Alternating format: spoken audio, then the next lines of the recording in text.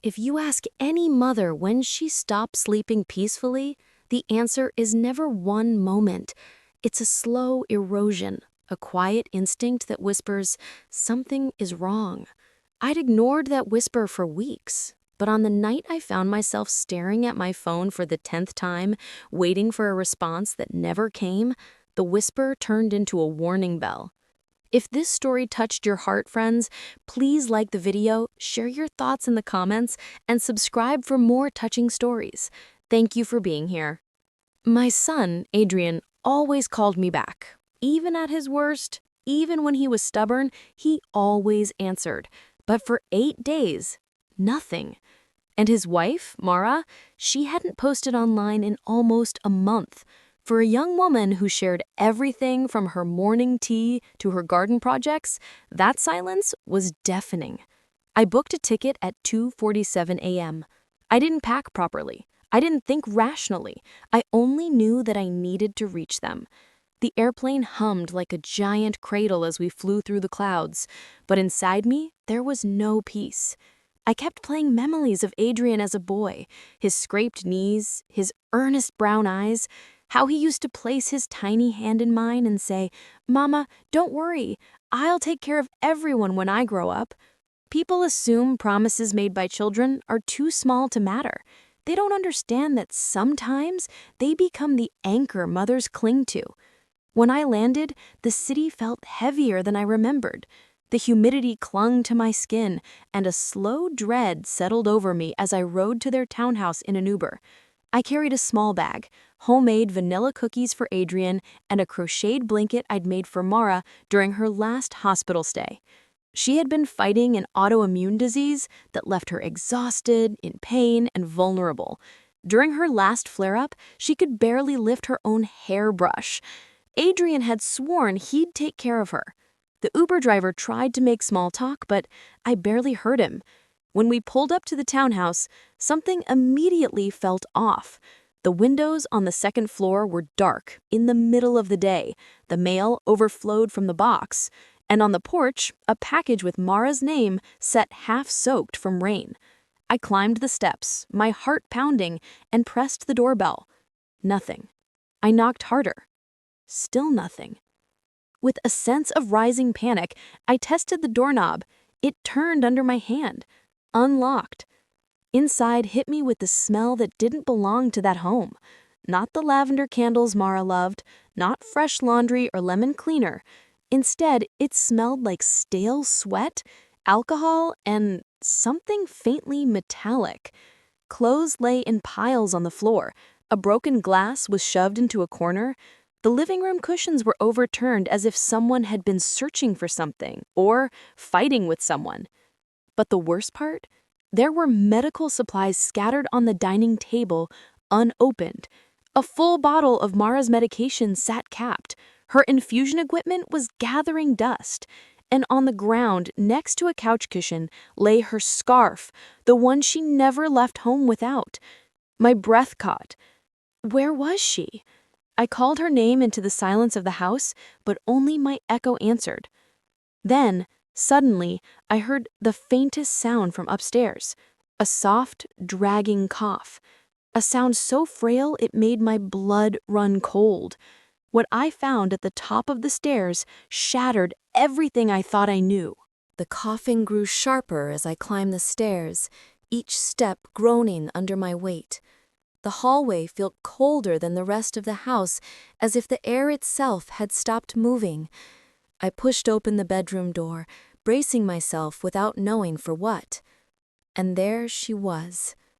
Mara lay curled on the floor beside the bed, as though she had tried to stand and collapsed halfway.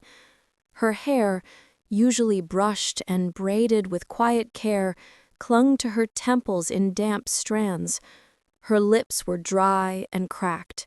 Her skin, God, her skin, was pale with a faint bluish tint beneath the eyes. "Mara!"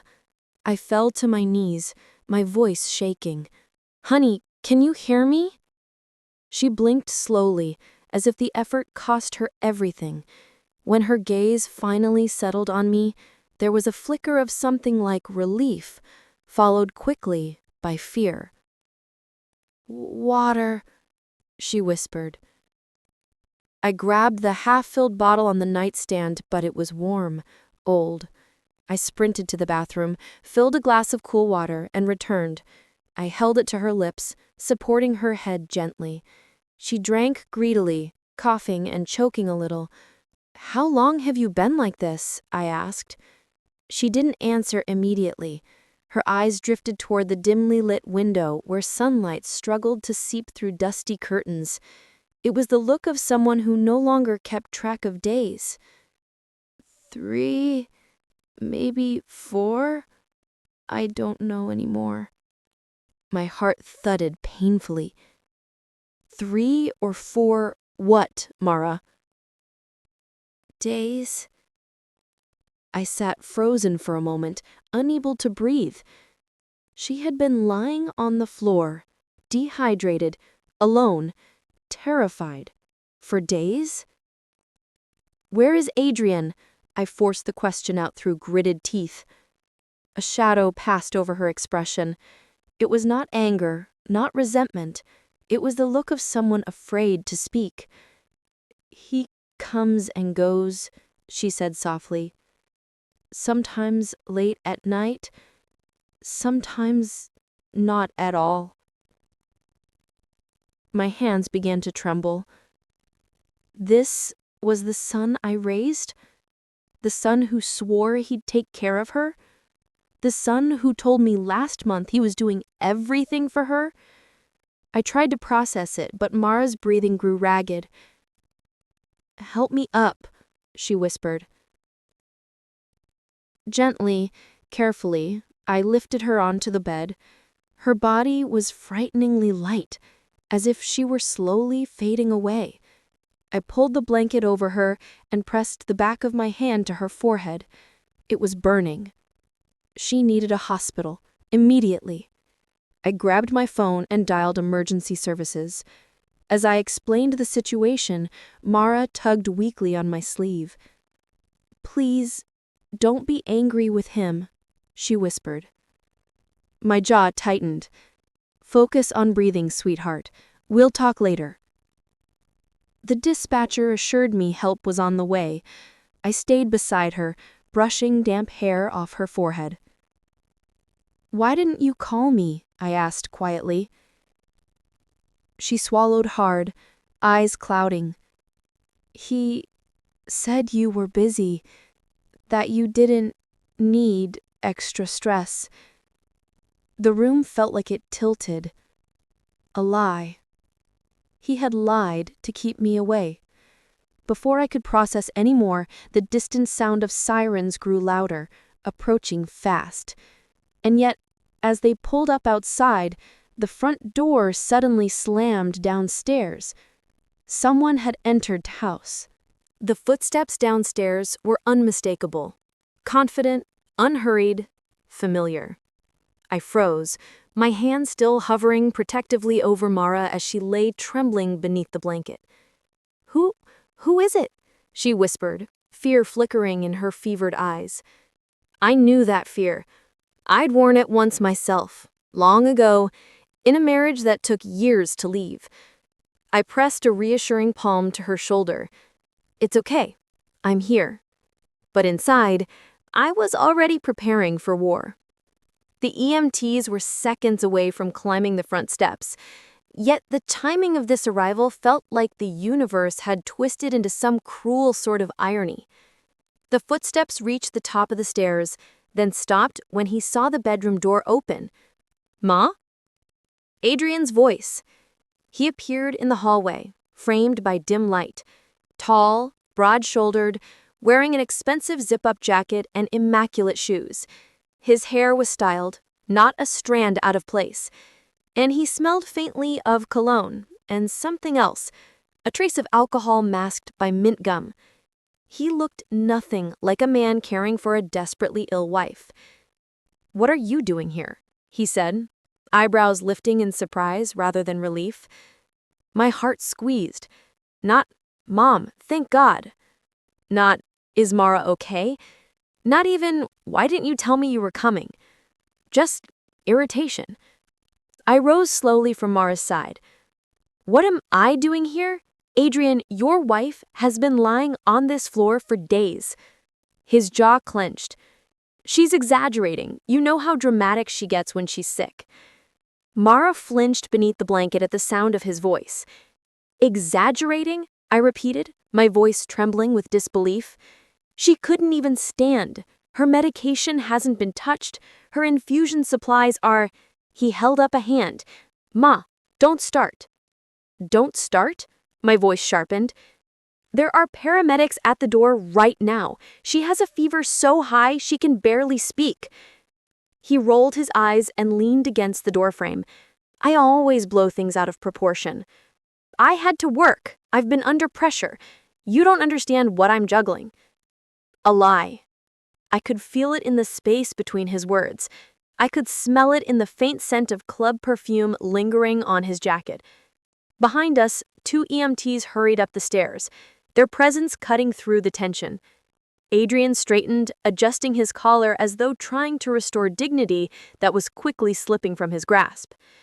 "We got a call about a medical emergency," one EMT said. "Yes," I replied, stepping aside so they could reach Mara. "She's dehydrated, feverish, weak." "She's fine," Adrian interrupted sharply. "Just a little flare-up. You don't need all this." One EMT ignored him entirely, already assessing Mara's pulse. The other spoke calmly to me, asking when I found her, how long she'd been on the floor, whether she had been responsive. As they worked, Adrian hovered near the doorway, arms crossed, glaring at them and at me like we were the intruders. When they lifted Mara onto the stretcher, she whimpered softly. Adrian didn't move toward her, didn't touch her, didn't ask if she was okay. He just muttered under his breath, "This is overkill." I leaned in close to him and whispered, "If she had been here alone one more night, your wife could have died." He froze, just a flicker, before masking it with a scoff. As they carried her downstairs, Mara's weak fingers reached out blindly. For me, not for him. And Adrian saw it. His expression darkened. What he said next made me realize how deep his deception ran. As the EMTs navigated the staircase with the stretcher, Adrian stepped closer to me, lowering his voice to a sharp whisper. "You had no right to barge in here and call an ambulance," he hissed. "You're making things worse." I stared at him, stunned. "Worse? Adrian, she couldn't crawl to the bathroom. She was delirious." "She gets like that," he said, shrugging. "Give her fluids, let her sleep. She doesn't need a hospital." I felt something icy crawl down my spine. This wasn't neglect alone. This was denial. Intentional, practiced, and dangerous. "Adrian," I said carefully, "when was the last time you took her to the doctor?" His eyes darted away. "When was the last time she ate?" I pushed further. He exhaled sharply. "Stop interrogating me, Ma. I've been busy." "Doing what?" My voice trembled with a fury I struggled to contain. "Your house is a disaster. Your wife is almost unconscious upstairs. Your phone has been dead for days." "I'm working," he snapped. "You think money comes from thin air? I've been grinding nonstop to cover everything because she can't work anymore." The EMTs interrupted the rising storm as they brought Mara down the last step. She looked fragile beneath the blanket, her eyes barely open. When she saw me from the corner of her vision, she reached out again. Adrian didn't notice, or ignored it. "Sir, we need her medical records and any medication she's supposed to be on." Adrian stiffened. "I'll bring them later." "Later won't help us treat her now," the EMT replied firmly. "She's showing signs of severe dehydration and possible infection. Time matters." Adrian clenched his jaw but didn't move to retrieve anything. I felt sick. They loaded her into the ambulance. I climbed in behind them. Adrian finally followed, but not to comfort her. He pulled me aside before I could enter. "Listen," he said, voice suddenly softer, smoother, a tone he used to use when trying to get out of trouble in high school. "You're stressed.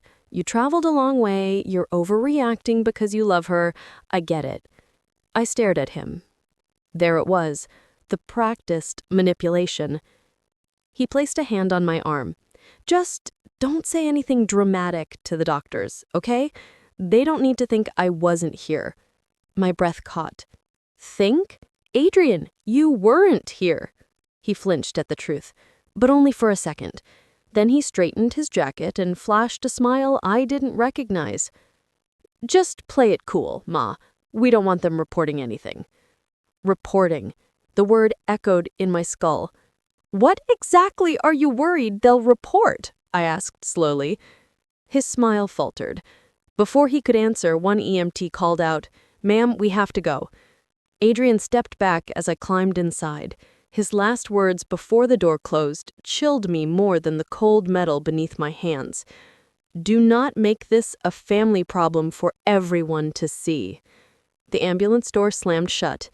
As we sped away, I looked out the small back window. Adrian stood there, motionless in the driveway, not watching his wife being rushed to the hospital, but watching me. It wasn't concern I saw in his face. It was fear. A fear of what I might uncover next.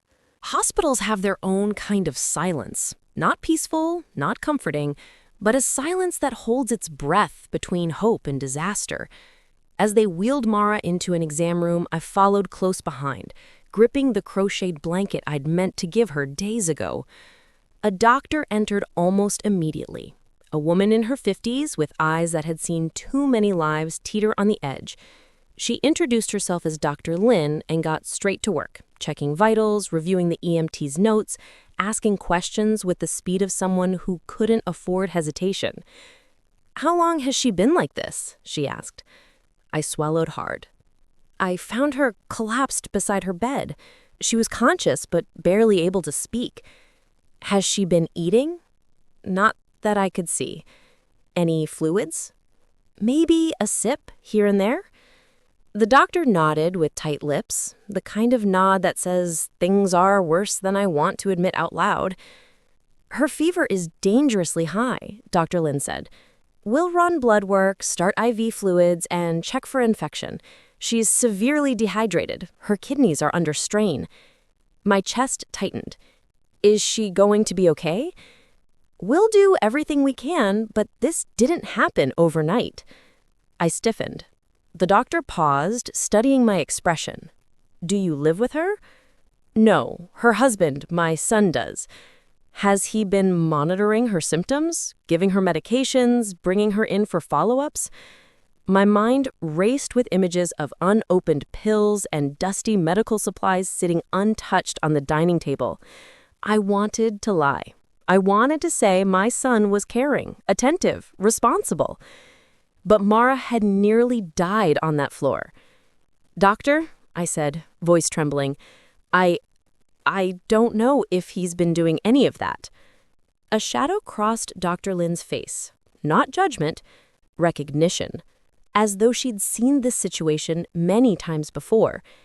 "Thank you for being honest," she said gently. "We'll keep her here for intensive care. You can stay with her." I nodded, tears burning the back of my eyes. Mara drifted in and out of consciousness as nurses worked around her. At one point, she whispered my name, her voice scratchy as sandpaper. I pressed her hand gently. "I'm here," I said. "You're safe." A soft cry escaped her lips, not from pain, but from relief. That's when I realized something terrible. She felt safer with me, a woman who lived across the country, than with her own husband. Hours passed. IV fluids dripped, machines beeped steadily. Her breathing slowly steadied. A nurse brought me a cup of coffee, too bitter to drink, but its warmth grounded me. Then, sometime after midnight, Mara's eyes fluttered open. She looked at me with a clarity she hadn't had before. "Don't let him take me home," she whispered. My heartbeat faltered. "Mara, what do you mean?" Tears spilled from the corners of her eyes. She tried to speak, but her voice cracked. I leaned closer, urging her softly. She swallowed with effort, her throat dry despite the fluids. "You don't know," she whispered. "You don't know what he does when no one's watching." Her fingers tightened around mine with surprising strength. "He tells everyone he's helping me," she continued in a broken voice. "But he leaves. For days. He shuts off my phone. He takes my cards. And when I ask him to stay, he calls me pathetic." My breath caught. "Mara." "He said if I told anyone, he'd make it look like I'm losing my mind." The room seemed to tilt. He was isolating her, controlling her, neglecting her until her health fell apart. I had suspected neglect, but this was cruelty with intention. Before I could respond, a familiar voice echoed from the hallway, loud and agitated, and far too close. Adrian had arrived at the hospital, and the tone in his voice told me he wasn't here to apologize.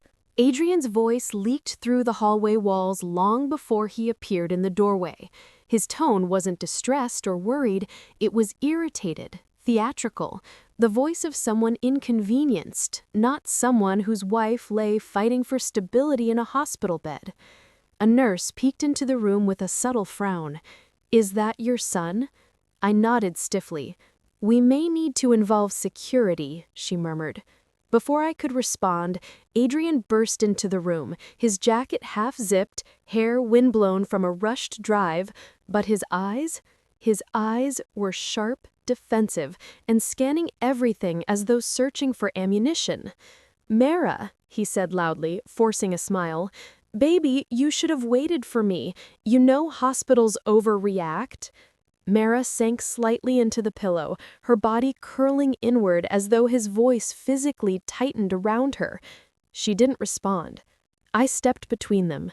"Keep your voice down," I said. "She needs rest, not stress." He shot me a look that could cut stone. "I want to talk to my wife alone." "No," I said. He blinked, stunned I dared say it so directly. For years I'd softened everything with him. I'd talked gently, reasoned gently, begged gently. Not now. Not after seeing what he'd done by doing nothing at all. He exhaled slowly through his nose, like a man trying to restrain himself. "We're not doing this here, Ma." I didn't move. He stepped closer, lowering his voice so only I could hear. "You need to stop making me look like a monster. You show up out of nowhere, call an ambulance, drag her here. You're blowing everything out of proportion." Out of proportion. The same words from the house. "Adrian," I whispered, "your wife was lying on the floor for days." He flinched. And then, like a mask slipping over his features, he scoffed. "She's dramatic. She probably fell and didn't bother getting up." That was it.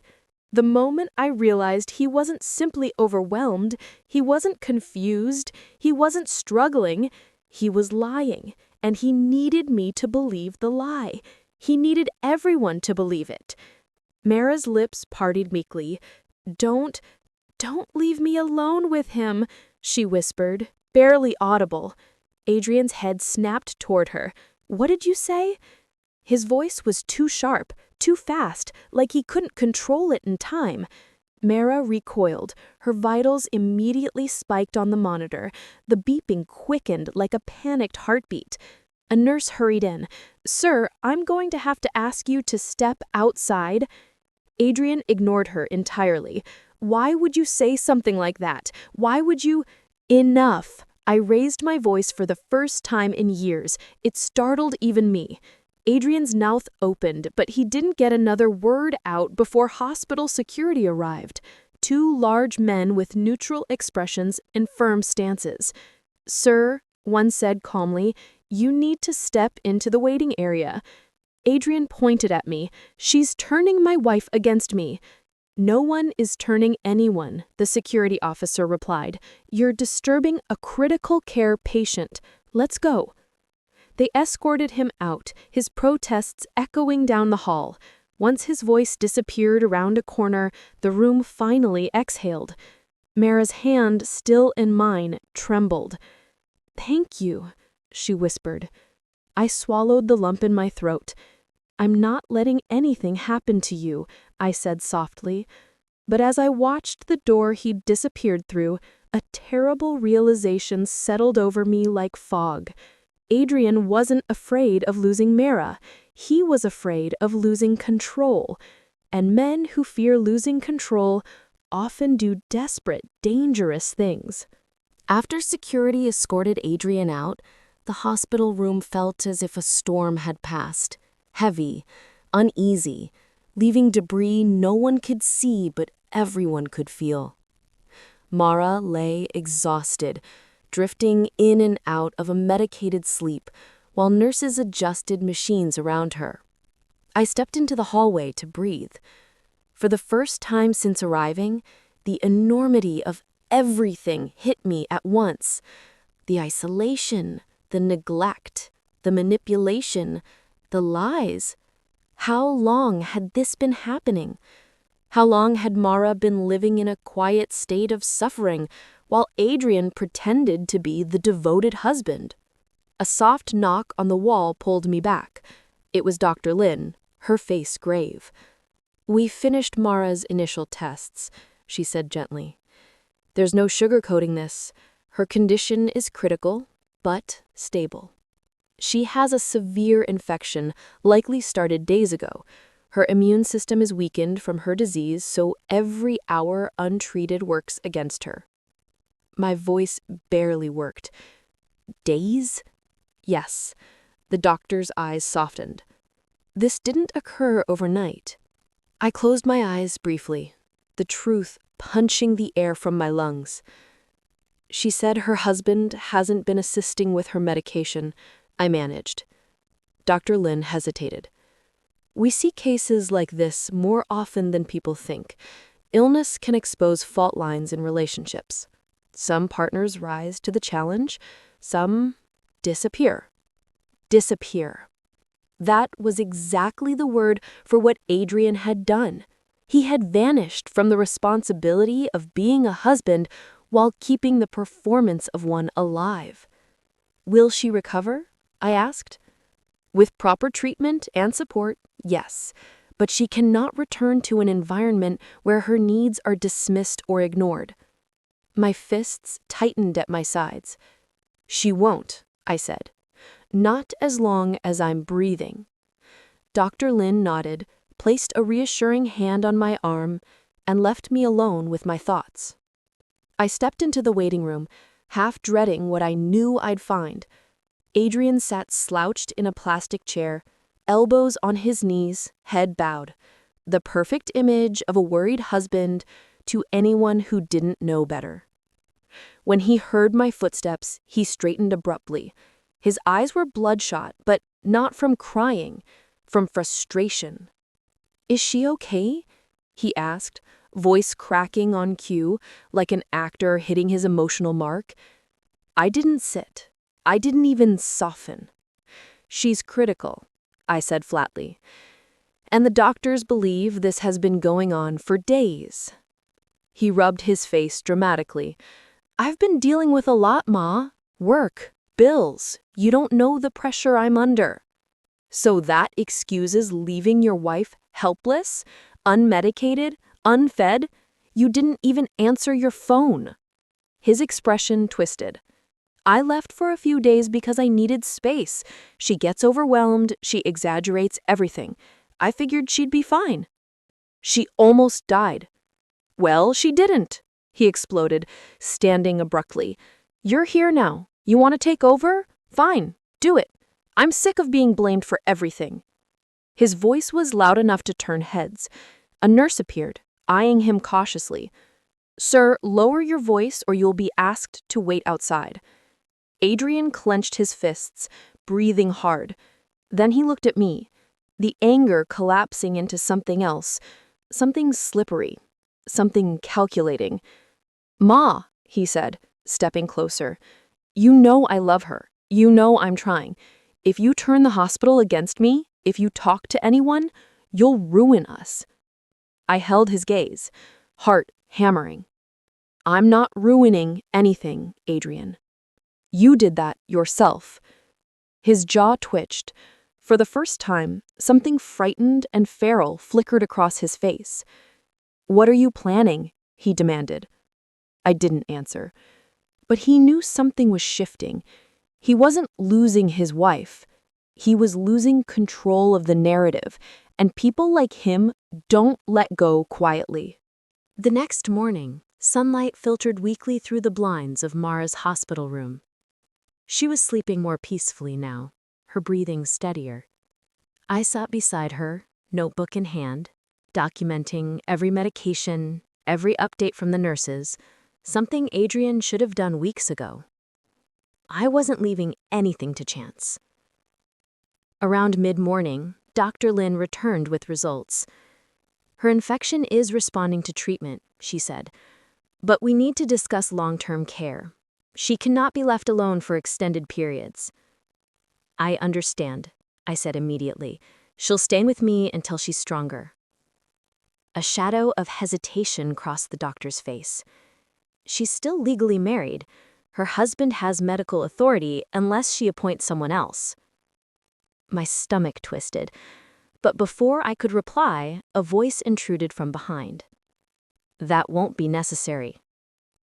Adrian stood in the doorway, fists buried in his pockets, chin lifted as though he owned the room. His expression was a mirror of calculated calm, but I could see the fraying edges. I'll take care of my wife, he said smoothly. She's coming home with me when she's discharged. Dr. Lin eyed him warily. Sir, with respect, we have concerns. Concerns that are being blown out of proportion by my mother, who likes to dramatize. I stepped between him and the doctor. Adrian, stop. His smile thinned, tightening at the corners. Ma, you're confused. You don't know the full situation. Then explain.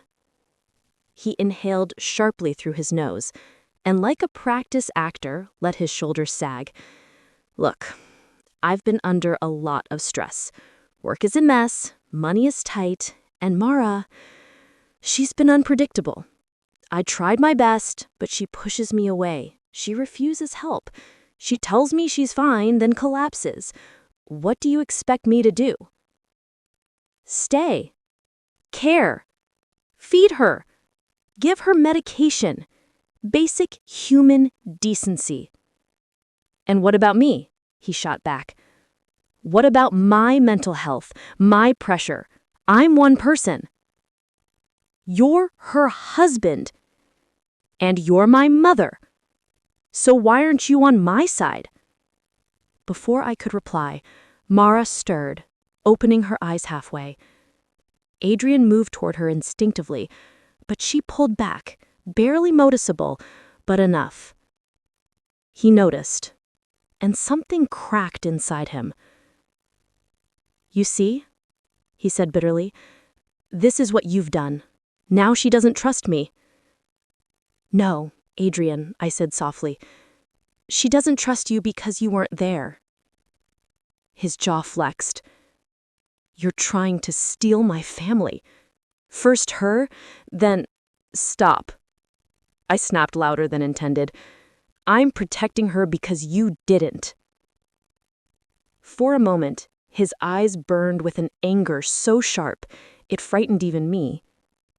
Then, as if remembering he was in public, he drew back, adjusting his jacket, straightening his posture. Fine, he said through clenched teeth. If you think I'm such a terrible person, then maybe I should have a lawyer handle this. Clearly, you're poisoning her against me. Dr. Lin interjected, firm now. Sir, please step outside. Your wife's condition worsens under stress. Any further disruption, and I'll have security remove you again. He looked from her to me, then to Mara, who refused to meet his eyes, and something inside him twisted into desperation. You won't win, he spat quietly. You think you're helping, but you're destroying everything. He stormed out, the door rattling in his wake. I watched him disappear down the hall, his anger echoing behind him like a warning I couldn't quite decipher. But before I could process it, my phone vibrated with a message from an unknown number. "You have no idea what he's gotten into. Protect her and protect yourself." My blood ran cold. Someone else knew something, and whatever it was, Adrian had been hiding it from everyone. The unknown message replayed in my mind long after I closed the notification. You have no idea what he's gotten into. Protect her and protect yourself. The phrasing felt urgent, personal, like someone close enough to Adrian to see the truth he had buried under lies, panic, and performance. My pulse thrummed with a new dread. This wasn't about negligence alone. Something larger lurked beneath the surface. But I didn't have to wait long for answers. Later that afternoon, a young woman approached me in the hallway, wringing her hands, eyes darting nervously toward the elevators. "Are you Adrian's mother?" she whispered. I nodded slowly. "Who are you?" I'm Layla. I work at the bar he goes to. Or used to." She swallowed, hesitating. "I sent you the text. I thought you needed to know." My stomach tightened. "Know what?" She stepped closer, lowering her voice. "He owes a lot of people money. Dangerous people. He told them his wife had savings, that he'd get it from her. He even tried borrowing money using her name. When that didn't work, he mentioned you." The hallway went silent around us. My pulse hammered in my ears. "He said you'd bail him out like always," she continued. "But they're done waiting. If he doesn't pay soon, they'll come looking. And they won't be gentle about it." A cold wave washed over me. Neglect, lies, control. But beneath it all, debt. Debt to people who didn't wait politely. Layla looked stricken. "I'm sorry. I didn't know what else to do. He's been exploding at everyone lately. But when I heard he wasn't showing up to work, and someone said his wife was in the ICU, I figured it was only a matter of time before things got ugly." "Thank you," I whispered. "You did the right thing." She nodded quickly and hurried away, as though Adrian might appear around a corner. When I returned to Mara's room, she was awake again, fragile but present. I sat beside her, smoothing the blanket over her legs. "I need to tell you something," I said gently. "Adrian may be in trouble, serious trouble, and he's dragged you into it." Her eyes closed as tears formed at the corners. "I know. I just didn't know how to get out." I squeezed her hand. "You're out now. You're safe, and I won't let him use you again." Her fingers clung to mine with an unexpected strength, as though holding onto the first lifeline she had in months. A few hours later, a commotion stirred down the hall. 2 police officers stood at the nurse's station beside a very nervous administrator, and behind them, Adrian. His shoulders hunched, eyes wild, clothes disheveled. He looked less like the polished man from 2 days ago and more like someone cornered by his own life. The officers approached me. "Are you Mrs. Caldwell?" one asked. "Yes." "Your son attempted to access restricted medical files. He also tried to remove his wife from the hospital without clearance." My heart clenched. Adrian stepped forward, face crumbling. Ma, please, I didn't mean, I just, I need you to talk to them. Tell them I'm her husband. Tell them I'm allowed." "No," I said quietly. He froze. "No?" he repeated, voice cracking. You're not taking her anywhere. Not now, not again, not ever without her consent."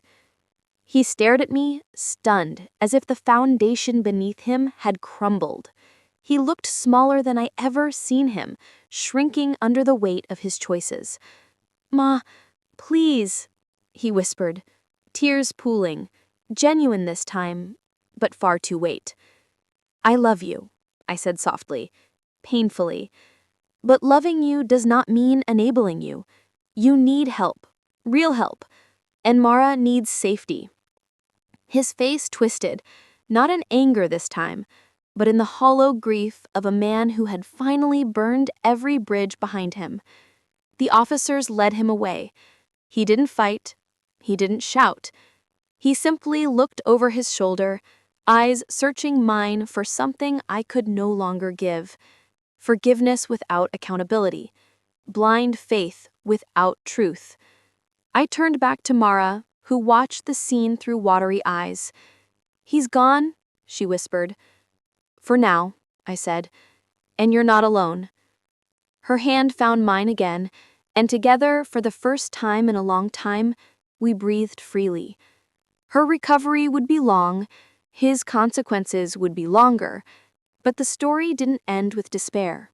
It ended with clarity, with boundaries, with a woman saved, and another finally learning that love does not mean surrendering your soul. And somewhere out there, Adrian faced the life he had built, without the lies to hold it up. The end. If today's story touched your heart or kept you hooked, you can show your love by sending a super thanks. Your support helps me continue creating more powerful life stories for you. Thank you truly for always being so kind and supportive. I can't wait to read your thoughts about this story. On your screen right now, you'll find 2 new stories that I highly recommend, filled with emotions, twists, and lessons. And if you haven't already, make sure to subscribe for many more inspiring life stories. Until the next one, sending you love, respect, and gratitude. See you in the next story.